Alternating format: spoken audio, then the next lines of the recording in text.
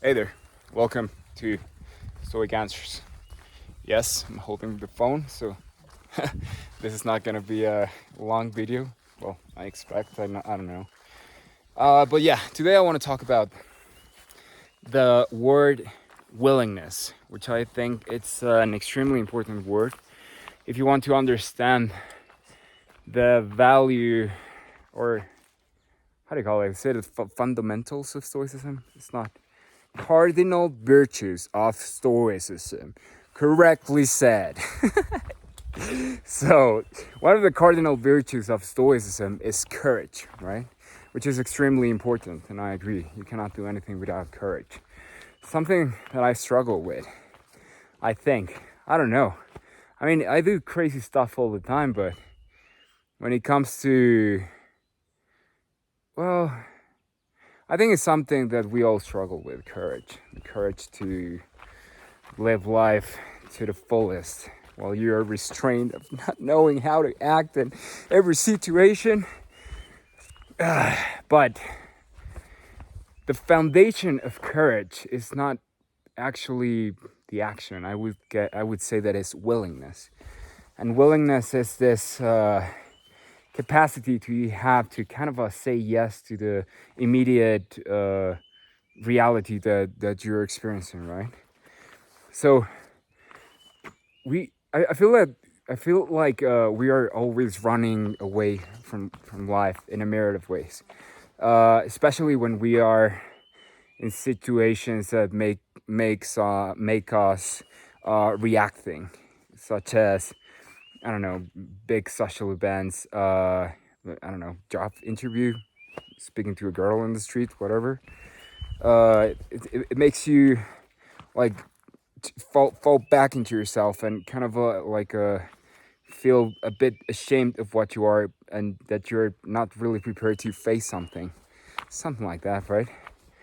Yeah. And well, that is fear and unwillingness.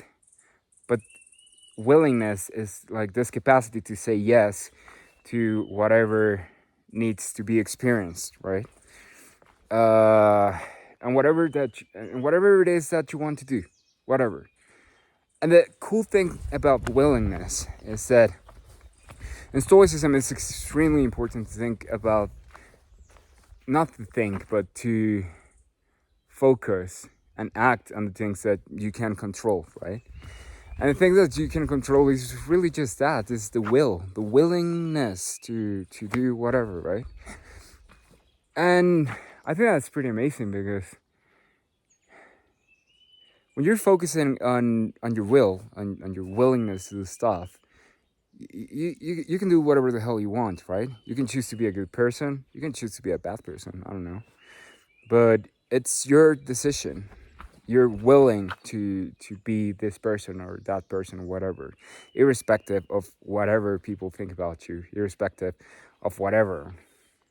And what you find when you start living that way, such like with the willingness to live life as it is, with pain, with pleasure, with whatever, is that you stop thinking so much with your head, and you fall back, I guess, to your heart a little bit, because you are engaged with life and what needs to be done, right? Engaged with the feelings of uncomfortableness and all that. And I think that is the beginning of it all. So there's an interesting story about the Buddha, about how he came about his enlightenment. And so he was an ascetic, right? And he was emaciated, is that the word, from the hunger, because he was ascetic. Like at that time, they taught that they had to starve themselves to death, and to, well, I think that's pretty much it, and to meditate as long as possible to achieve some kind of spiritual enlightenment. But the Buddha did that, and hardcore. He left his son, he left his wife, and he went to the forest to meditate and meditate and meditate. And so one day, it is said that he was sitting at the tree, at the tree where he became enlightened, and so he was meditating there, and he said that he was in such pain that that his body was not responding anymore. When he brushed his kind of like a head, the hair came out. He could pull his hair off because he had no food nor nourishment in his body, so he was basically dying. And he remembers something while he was meditating, and that was one time when he was sitting on a tree watching his father work, and he remembered that at that time he was just happy, like just a feeling of joy, and that was it. And that is supposedly what the Buddha found. And it is that feeling of joy just because you are, right? The joy of being. And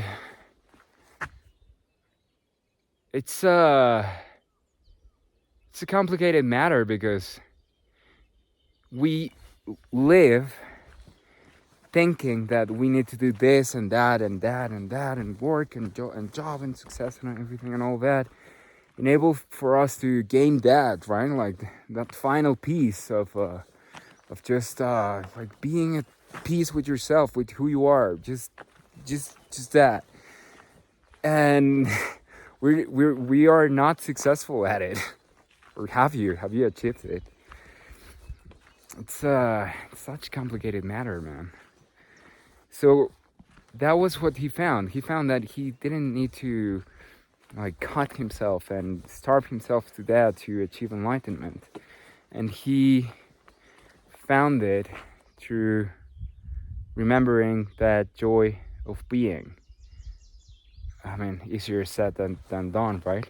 So he professed the middle way. He said that it's not this or that, but like this not starving yourself to death, but not eating like just for eating.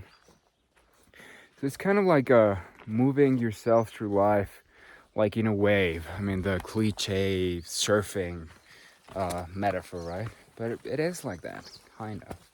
But adding to that, I would say that it's this like peaceful concentration that I found to be the willingness to live and to experience everything that life gives you, and to work with it, and to be unencumbered, whether things turn out to be right or wrong, because that's usually what we do. That we're always thinking about, how can I make this perfect? How can I live my life in the best way? And to be honest, I don't think that any of us is like willingly doing stupid shit, you know, like willingly doing stuff that harm us. Even drug addicts and alcoholics, you do that. I mean, with alcohol, I don't drink anymore, but why do you drink? You drink because you want to have a good time with people and to laugh and to do what everyone else is doing. So I mean, in a way, that's not bad, right? Like, why is bad wanting to feel good about what you're doing and living with your friends? That's not bad. We're not willingly living our lives in stupid ways, even though when we look at other people, it does seem like some other people are just doing the craziest shit, right? But you are doing the same thing yourself. In those people's eyes, right? So it's not a matter of punishing yourself when you're living willingly, because you will make mistakes still. I'm sure the Buddha said inappropriate things. I don't know, I guess. What I want to get at is to people are not perfect and you are not either. But doesn't matter. What matters is that you have the willingness to own those mistakes and to own life and to be able to experience it. Because it's easy to say this here, right? Like to experience this. So annoying. But I guess the forest is just a reminder in nature that you have to live life, whatever it is, at whatever moment. And your decision to do so, like to live life however it is at any moment, that is what will bring you the peaceful joy or concentration that kind of like the Buddha achieved, if that makes sense, correlated to Stoicism. Anyways, hope you enjoyed this one. Many more will come, either whether you like them or not. I'm learning with you guys. So this is Ricardo, and I will see you on the next one. Peace.